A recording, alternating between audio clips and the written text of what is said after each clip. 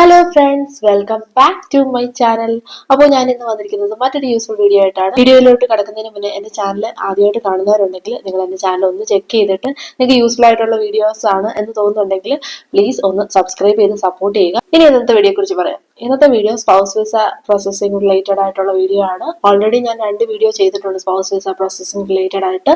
അപ്പം ഓരോ വർഷവും എന്തെങ്കിലുമൊക്കെ അപ്ഡേറ്റ്സ് വന്നിട്ടുണ്ടെങ്കിൽ ആഡ് ചെയ്യും. ഇപ്പോൾ 2024 അപ്ഡേറ്റ്സ് ആണ് ഇന്നത്തെ വീഡിയോയിൽ ഞാൻ നിങ്ങളോട് ഷെയർ ചെയ്യുന്നത്. കൂടുതൽ ഫുൾ ഡോക്യുമെന്റ്സും എന്തൊക്കെയാണ് സബ്മിറ്റ് ചെയ്യേണ്ടത് എല്ലാം ഈ വീഡിയോയിൽ ഞാൻ പറയുന്നുണ്ട്. അപ്പോൾ നമുക്ക് സ്ട്രെയിറ്റ് വീഡിയോയിലേക്ക് പോകാം.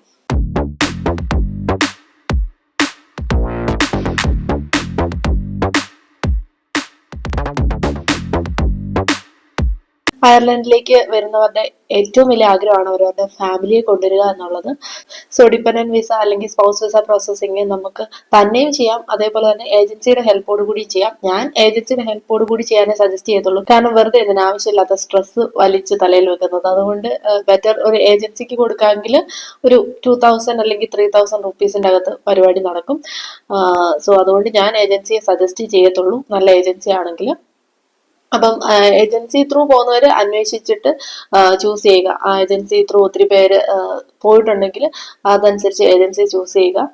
അതേപോലെ തന്നെ കുറേ പേര് മെസ്സേജ് അയക്കാറുണ്ട്, വിസ പ്രോസസ്സിംഗ് ടൈം ഒക്കെ ഇപ്പം ഡിലേ ആകുന്നുണ്ട്. അതിന്റെ റീസൺ എന്നാണ്, ഇപ്പം സ്റ്റുഡൻസിനുള്ള വിസ പ്രോസസ്സിംഗ് നടക്കുന്ന സമയമാണ് സെപ്റ്റംബർ ഇൻടേക്ക്. അപ്പം ഇങ്ങനെയുള്ള ടൈമിലൊക്കെ വിസ പ്രോസസ്സിംഗ് കുറച്ച് ഡിലേ ആകും. സെപ്റ്റംബർ ഇൻടേക്കും അതേപോലെ തന്നെ ജനുവരി ഇൻടേക്ക് ഒക്കെ ഉണ്ട്. സോ ആ ടൈമിലൊക്കെ വിസ പ്രോസസ്സിംഗ് കുറച്ച് ഡിലേ ആകും. കാരണം അവർ സ്റ്റുഡൻസിനായിരിക്കും പ്രയോറിറ്റി കൊടുക്കുന്നത്. ഇനി സ്പൗസ് വിസ പ്രോസസ്സിംഗ് ഡോക്യുമെന്റ്സിലേക്ക് കടക്കാം. ഇതിനുവേണ്ടി നമുക്ക് സ്പോൺസേഴ്സ് ഡോക്യുമെന്റ്സും വേണം, ആപ്ലിക്കൻസ് ഡോക്യുമെന്റ്സും വേണം. ആദ്യം സ്പോൺസേഴ്സ് ഡോക്യുമെന്റ്സ് എന്തൊക്കെയാണെന്ന് നോക്കാം. Valid passport full page copy, Garda card both side copy, employment letter, employment summary, tax credit copy, work permit copy, accommodation proof, utility bill, payslip, bank statement, minimum balance €3,000 1 week before submission. ഇപ്പൊ നിങ്ങൾക്ക് sponsors documents എന്തൊക്കെയാണെന്നൊരു idea കിട്ടിയല്ലോ.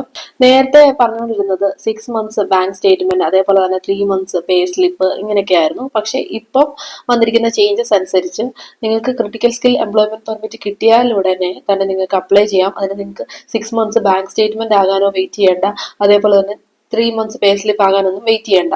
അതാണ് sponsors ഡോക്യുമെന്റ്സിൽ വന്നിരിക്കുന്ന changes. ഇനി നമുക്ക് applicant documents എന്തൊക്കെയാണെന്ന് നോക്കാം.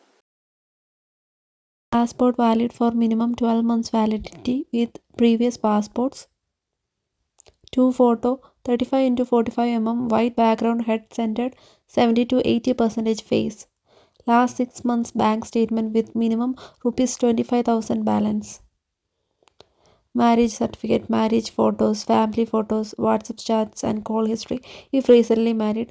Children birth certificate, police clearance certificate from passport office, PCC from abroad if worked abroad.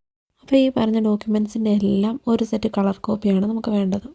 ഇപ്പൊ നിങ്ങൾക്ക് ആപ്ലിക്കൻ ഡോക്യുമെന്റ്സ് എന്തൊക്കെയാണെന്ന് ഒരു ഐഡിയ കിട്ടിയല്ലോ. അപ്പൊ ഇതിൻ്റെ അകത്ത് ഞാൻ പറഞ്ഞിട്ടുണ്ട് മാരേജ് ഫോട്ടോസ്, ഫാമിലി ഫോട്ടോസ്, അതേപോലെ തന്നെ WhatsApp chats, WhatsApp call history ഒക്കെ. അപ്പം ഇതൊക്കെ റീസെന്റ് മാരീഡ് ആയിട്ടുള്ളവർക്കാണ് കൂടുതലും വാട്സപ്പ് ചാറ്റ്സും വാട്സപ്പ് കോൾ ഹിസ്റ്ററി ഒക്കെ ചെക്ക് ചെയ്യുന്നത്. ഇപ്പൊ വാട്സപ്പ് ചാറ്റ്സ് എന്ന് പറയുമ്പോഴത്തേക്ക് കുറച്ച് വാട്സപ്പ് ചാറ്റ്സ് ഒക്കെ സ്ക്രീൻഷോട്ട് എടുത്തിട്ട് ഒരു കൊളാജ് ആക്കി, അതുപോലെ തന്നെ ഫോട്ടോസും കോൾ ഹിസ്റ്ററി ഒക്കെ ഇതേപോലെ തന്നെ കുറച്ച് സ്ക്രീൻഷോട്ട് എടുത്തിട്ട് ഒരു കൊളാജ് ആക്കി അവർക്ക് സെൻഡ് ചെയ്താൽ മതി. കാരണം ഇപ്പോൾ ഒത്തിരി ഫ്രോഡ് പരിപാടികൾ നടക്കുന്നുണ്ട്, ഈവൻ മാരേജിൽ പോലും. സോ അതുകൊണ്ടാണ് അവർ ഇങ്ങനത്തെ പ്രൂഫ്സ് ഒക്കെ ചോദിക്കുന്നത്. അതേപോലെ PCC ആകുമ്പോഴും നിങ്ങൾ എബ്രോഡ് എങ്ങാനും വർക്ക് ചെയ്തിട്ടുണ്ടെങ്കിൽ അവിടുത്തെ PCC വേണം. സോ ഇതൊക്കെയാണ് ആപ്ലിക്കൻസ് ഡോക്യുമെന്റ്സിൽ വന്നിരിക്കുന്ന ചേഞ്ചസ്.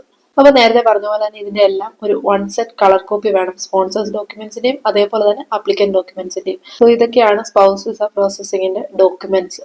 ഇത് റിലേറ്റഡ് ആയിട്ട് എന്ത് ഡൗട്ട്സ് ഉണ്ടെങ്കിലും നിങ്ങൾക്ക് ഇതിന് താഴെ കമന്റ് ചെയ്യാം, ഉറപ്പായിട്ട് ഞാൻ റിപ്ലൈ തരുന്നതായിരിക്കും.